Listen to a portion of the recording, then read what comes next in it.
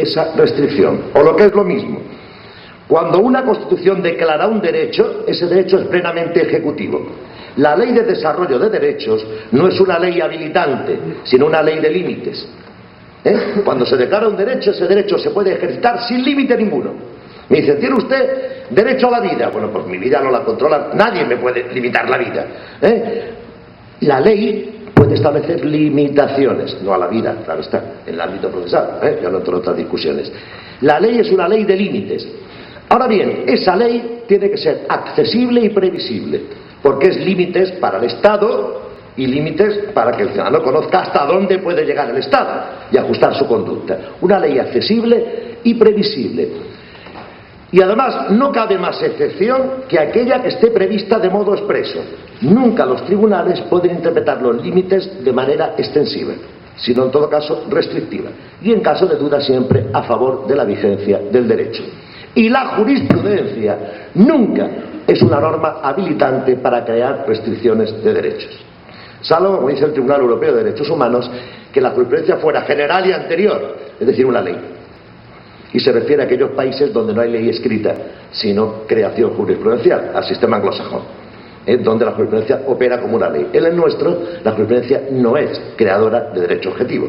Por tanto, no puede un tribunal decir, bueno, es verdad que la ley no permite hacer esto, pero yo sí. No, usted no puede. Usted no puede crear límites a los derechos. Se infringiría el principio de legalidad, que no es solamente que exista una ley, sino muchas más cosas. Y en segundo lugar, el principio de proporcionalidad. Es el segundo requisito, que exige muchísimas cosas. Exige que cualquier restricción de un derecho fundamental, y desde luego en el ámbito de la intervención de las comunicaciones, haya una resolución judicial previa y motivada. Motivación que ha de explicitar fundamentalmente la existencia de un hecho con caracteres de delito, que es lo que se va a investigar, y la imputación contra una persona determinada. Vamos a ver esto, que esto requiere cierta atención. Primero, esa resolución motivada, que yo entiendo que debe ser escrita, porque hoy por hoy, mañana igual tenemos el ordenador, etcétera, ¿no? Pero es una cuestión de garantía, y además cómo recurre. Y como el otro tribunal superior, es decir, luego si quieren comentamos cómo está el tema en España, eso, no en el proceso penal sino en el civil, que es mucho más avanzado. Tenemos resuelto el tema de la oralidad, de la grabación, y además legalmente está establecido y funciona bien, porque además grabamos todo también hace ya tiempo. Los presupuestos habilitantes son claros. Hay que fundamentar los indicios de la comisión de un hecho delictivo y la imputación de una persona. Y fíjense lo que eso significa, seamos prácticos, porque decir esto no significa nada. Significa que para que se pueda ordenar una intervención telefónica ya tiene que haber indicios y ya tiene que haber un imputado. O lo que es lo mismo, nunca puede ser una intervención telefónica la primera diligencia de un proceso. Nunca, porque tiene que haber otras antes en las cuales se concreten los indicios. Si hubiera una intervención telefónica y no hay nada más, ¿sobre qué base fundamentamos los indicios? ¿No lo ven? Dice el Tribunal Constitucional Español, jamás la primera diligencia puede ser una intervención telefónica. Antes tiene que haber algo, un atestado policial que informe, un testigo, algo. Nunca puede haber una intervención telefónica, porque no podría motivarse ningún indicio de un hecho o de un sujeto. Y esa resolución tiene que ser motivada. Por tanto, y menos en una denuncia anónima, porque una denuncia anónima, por ser anónima, previamente tiene que ser confirmada. Entonces tampoco podría jamás fundamentarse en una denuncia anónima, porque habría que confirmar esa propia denuncia anónima, con algún acto sobre el que luego asentar esto. Por tanto, está clarísimo. Si esto sucede, y la primera resolución es una intervención telefónica, y mucho menos en orden judicial, no se puede ni siquiera incoar un proceso. Es imposible incoar un proceso sobre la base de una intervención telefónica que además haya sido practicada anteriormente y sin orden judicial. Esa prueba es ilícita y radicalmente inexistente. Y sobre la base de algo inexistente no puede ordenarse la incoación o la tramitación de un proceso. Bien, Vamos a terminar en 5 minutos con algo que es un poco más árido, les digo, pero yo quería comentarlas. Las diferencias entre prueba ilícita, presunción de inocencia y nulidad de los actos procesales. Les han dado la conferencia, ¿no? Pues hay algo así como unas 25 o 30 páginas de este tema, con lo cual ya ustedes pueden leerlo con tranquilidad. Yo solamente les hago 2 apuntes para que vean que hay grandes diferencias y que tiene importancia. Y que además la situación, desde el punto de vista legal, es complicada. Hay muchos ordenamientos jurídicos, entre ellos el suyo, el de ustedes, que hablan de una especie de principio que se autodenomina legalidad de la prueba. Principio de legalidad de la prueba. Ese principio de legalidad de la prueba, sin darnos cuenta, el legislador introduce dentro de él un conjunto de realidades que tienen cosas en común, que es conseguir que una prueba sea hábil, sea útil y sea legítima, sea válida para condenar. Pero claro, evidentemente, detrás de ello se esconden realidades distintas y a veces no coincidentes, que el propio legislador involuntariamente confunde y mezcla. ¿Por qué? Por el ámbito de la prueba, y hablamos de la prueba cuando va a resultar nula, que es lo que nos interesa hoy, no la prueba en sí. Hay, digamos, varios momentos que son diferentes. El momento de la obtención de la fuente de la prueba, el momento de la práctica de la prueba, el momento de la apreciación y valoración de la prueba, ¿no? Son 3 realidades distintas. Y cada una de estas realidades es la que justifica uno de los conceptos que vamos a ver. Primero, la prueba ilícita. La prueba ilícita se refiere solo al momento de la obtención de la fuente de la prueba, no a la práctica del medio, no a la valoración, sino a la obtención de la fuente de prueba. Saben ustedes que fuente y medio son 2 conceptos no equivalentes. La fuente de prueba hace referencia a una realidad extraprocesal, independientemente del proceso, a una realidad natural, algo que existe al margen del proceso, y el medio es el procedimiento a través del cual se aporta la fuente al procedimiento. Y se practica. El medio se practica y el medio lo que tiene, al ser un procedimiento, es que reúne las garantías de contradicción, de inmediación, etcétera, etcétera. Los medios son limitados y las fuentes son ilimitadas. Todos los avances técnicos pueden ser fuentes de prueba. En una fuente de prueba es un cabello, una fuente de prueba es una gota de sangre, una fuente de prueba es una uña, una fuente de prueba es un señor que ve allí que está viendo ¡pam! Y chocan 2 vehículos, ¿no? Bien, eso es una fuente. El medio es qué hacemos con el cabello, qué hacemos con la sangre o qué hacemos con el señor que va bebido.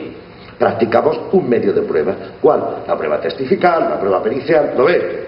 El medio es una cosa. Bien, la prueba ilícita no se refiere a la práctica del medio, se refiere a la obtención de la fuente, al momento de obtención, que esa fuente se haya obtenido con infracción del contenido esencial de los derechos fundamentales. Por tanto, algo muy importante, la legitimidad del medio no convalida la nulidad de la fuente. La obtención de la fuente es nula y por mucho que nosotros practiquemos el medio de forma adecuada, como son 2 conceptos distintos, esa prueba será nula. ¿Por qué? Porque estamos hablando de la obtención del medio. Como he dicho antes, no es una prohibición de valoración. La prueba ilícita es una prohibición de uso. Lo dice el artículo 8 romanos de su código. Carecerán de efecto, ¿no? Y carecer de efecto es carecer de efecto. Si el legislador hubiera querido decir no se podrán valorar, hubiera dicho no se podrán valorar. Pero dice carecerán de efecto, es decir, de todo efecto, directo o indirecto, mediato o inmediato. En caso lo veremos ahora. Bien, eso significa algo que lo tienen ustedes en el artículo, que es lo siguiente: la prueba ilícita ha de apreciarse de manera inmediata, una vez que sea conocida la ilicitud de la fuente de prueba. Si yo, juez de instrucción, conozco que eso es una grabación ilícita, tengo obligación de acordar la ilicitud en ese mismo momento. Y además, no estamos hablando de una nulidad, estamos hablando de una inexistencia. No existe. Y la inexistencia implica la exclusión material y física del proceso. fuera, se aparta. No puede permanecer generando efectos. La inexistencia es la exclusión material y física. Y esto que os estoy diciendo no es opinión mía. Esto es toda la jurisprudencia española, la Fiscalía General del Estado española también lo sostiene. No hay en absoluto ninguna sentencia en España que diga lo contrario. Esto sí que es norma. Hay algún autor que sostiene otra cosa, pero la jurisprudencia española, Tribunal Constitucional, Tribunal Supremo, y si algunos siguen ustedes últimamente la prensa en el tema Gürtel, este asunto de corrupción que se ha llevado por delante de alguna manera al juez Garzón, ¿no? Es evidente que el juez Garzón intervino en unas conversaciones, lo han visto, ¿no? ¿Qué ha pasado con esas conversaciones? Que han sido nulas, que han sido excluidas físicamente, ¿lo han visto? Por el juez de instrucción, que era Garzón, y el otro. Es decir, esto es una realidad que en España se aplica, no es una teoría que yo estoy sosteniendo. La prueba nula es una prueba inexistente, es una categoría distinta de la nulidad. La nulidad implica que... Sí, es verdad que la nulidad produce efectos stun, pero no es cierto, como veremos. Siempre es nulo. No hay nulidades absolutas. La inexistencia significa que nunca existió. Y si nunca existió, tiene que ser excluido. Hay quien sostiene, hombre, ya, pero esto afecta al derecho de defensa, porque la defensa podría interesarle utilizar el contenido de una prueba ilícita. Mire usted, no, porque no existe. No existe. Y si no existe, no existe.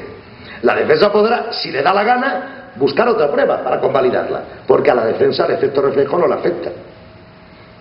Claro está, el efecto reflejo afecta a que esa prueba pueda ser utilizada para condenar. Pero si yo con una grabación ilícita, queda excluida, quiero sacar un testigo favorable a la defensa, ahí no habría efecto reflejo, porque sería favorable a la defensa. Pero naturalmente, si queda excluido, queda excluido. Por lo tanto, esa es lo primero que hay que hacer con una prueba ilícita: ordenar la exclusión física desde el momento en que se conozca, en la fase de instrucción. Si no es en la fase de investigación, en la etapa intermedia, en cualquier audiencia, si no en la práctica y si no en la valoración. Pero digo, lo importante es que sea al principio. Y por último, la prueba ilícita no es ni subsanable ni convalidable, jamás. Ni se puede subsanar ni se puede convalidar. Otra cuestión es el efecto reflejo, que son las teorías de la exclusión, que en España las reglas de la conexión de antijuricidad. Yo entiendo que esto es un fraude y es una mezcla de sistemas. A mí me preocupa muy mucho que mezclemos sistemas. Igual que hemos hablado muchas veces a señor y yo de mezclar el acusatorio con el adversarial. Mezclar sistemas es peligroso.